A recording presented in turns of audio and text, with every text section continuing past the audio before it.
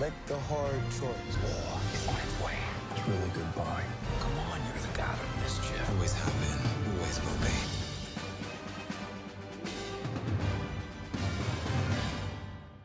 Hello all you beautiful people, my name is Travis and I hope you're all having an amazing day.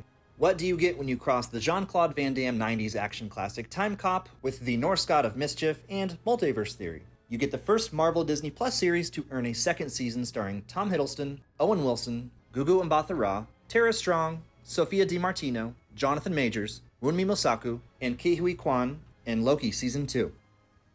In this video, I'm going to break down exactly what you need to know before watching Marvel Studios' 44th chapter and 10th Disney Plus series.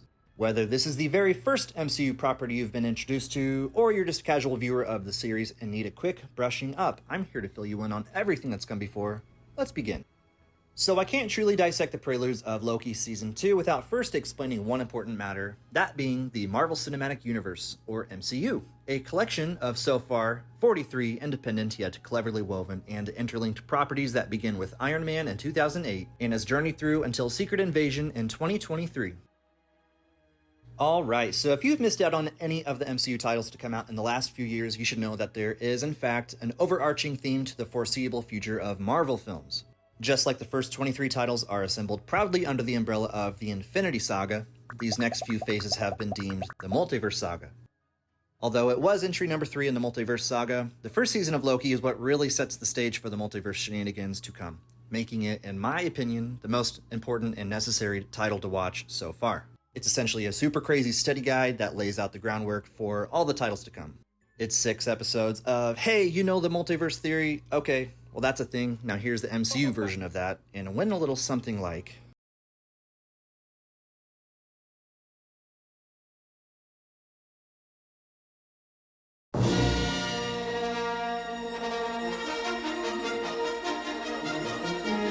So eons and eons and eons and eons and eons ago, all of space, time, and reality existed in an infinite number of bright and pretty timelines or universes flowing freely amongst one another.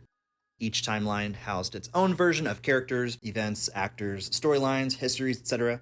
We as an audience have visited many different timelines over the last 20-some years without realizing it, but the timeline that we have spent the most amount of time in has been the aforementioned Marvel Cinematic Universe. Yes, all 43 previous titles have all occurred within one single timeline or universe.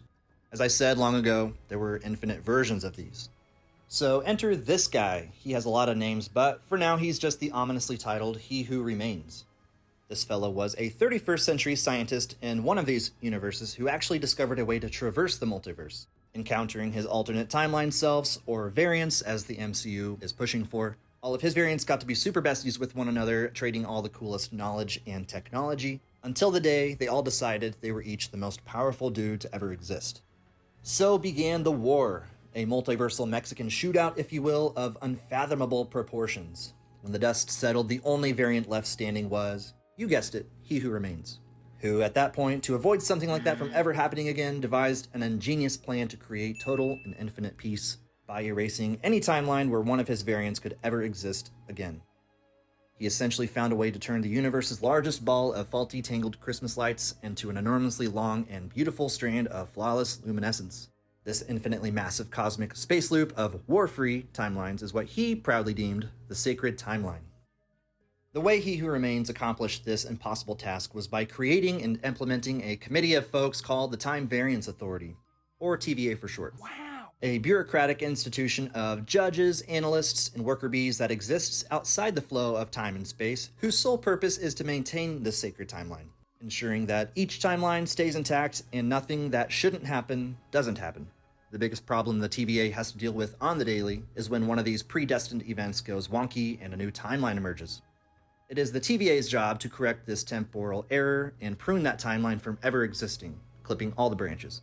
Unbeknownst to them, the TVA is really just preventing any new variants of He Who Remains from ever existing, which, by extension, robs each timeline of any free will. They are essentially and unknowingly in charge of keeping the lid of Pandora's box sealed airtight. So was the case for eons and eons and eons and eons and eons. Enter the titular god of mischief himself, Loki, aka Tom Hiddleston, aka Ancient Norse god, brother to Thor, glorious purpose, Avengers baddie, died saving his brother, resurrected via time travel, and he's seriously one of the greatest characters that the MCU has to offer. Go! Be free, my horn friends, be free! And we as fans are very fortunate to still have Tom Hiddleston still playing him after 13 years.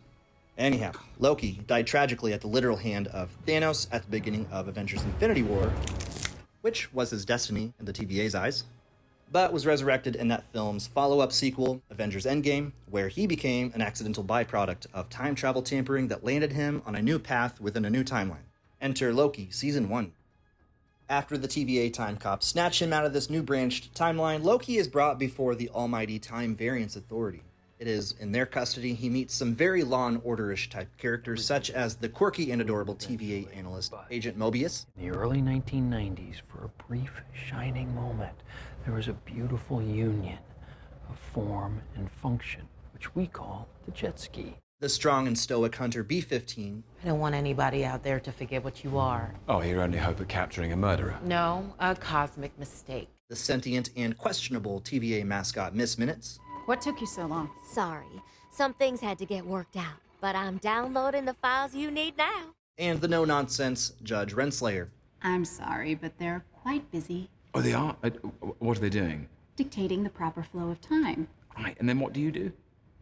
Dictate the proper flow of time according to their dictations. How do you plead? Who begrudgingly hires Loki into the TVA to help them hunt down a more dangerous variant of himself from another timeline. The vengeful but sympathetic Sylvie, This isn't about you. who has held a lifelong grudge against the TVA after they basically kidnapped her out of her timeline as a child years ago. The first season of Loki pairs up our Tom Hiddleston Loki with the Sophia DiMartino Loki / Sylvie and sees them take on the TVA together, and in classic Loki fashion, basically dissolve the organization from its core, revealing that every TVA worker is just a brainwashed variant. Judge Renslayer. What the hell are you doing in my school? That isn't Judge Renslayer. Who was snatched out of time and given this company job. The season 1 finale sees Loki and Sylvie teaming up for the greatest I want to talk to your manager incident ever and chasing down the head of the TVA, who at the time we thought watching the series as it aired was 3 all-knowing lizard dudes. But in the vein of The Wizard of Oz, is curtain revealed to be our old pal, He Who Remains. This is wild. Who really just spends the entire finale explaining to both Lokis the origins of the TVA, its true malicious agenda, and how he has planned their chance meeting since the beginning of time. I paved the road. You just walked down it. This godly Willy Wonka gives Loki and Sylvie 2 choose-your-own-adventure endings, There's 2 options. both of which he is absolutely cool with. Kill him or not kill him. Killing him.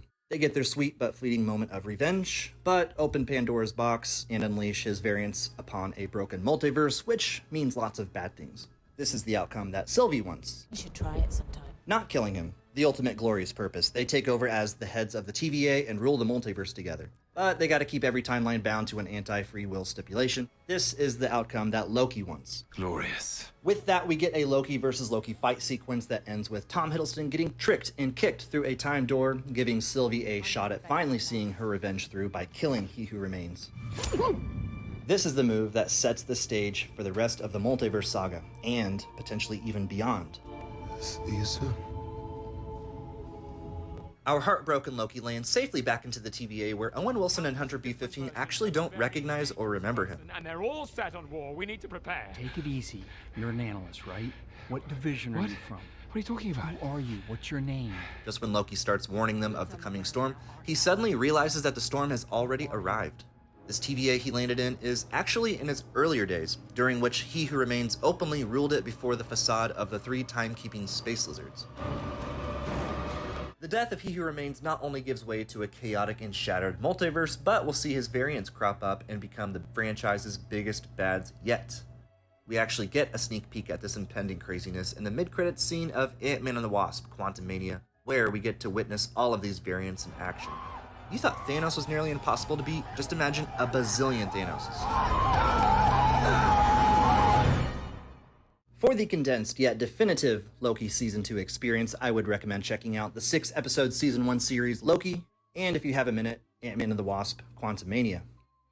All right, all you cool cats, that is the story so far. Thank you everyone so much for watching. Every view and every subscription seriously means the world. If you enjoyed anything about this video, please hit the like and subscribe buttons and stay caught up with the always expanding MCU. That will let me know how incredibly awesome you are. You'll see a new video from me shortly before any new MCU movie, series, or special debuts. That being said, please enjoy Marvel Studios' Loki Season 2. A little over the top, don't you think? I thought it was spot on.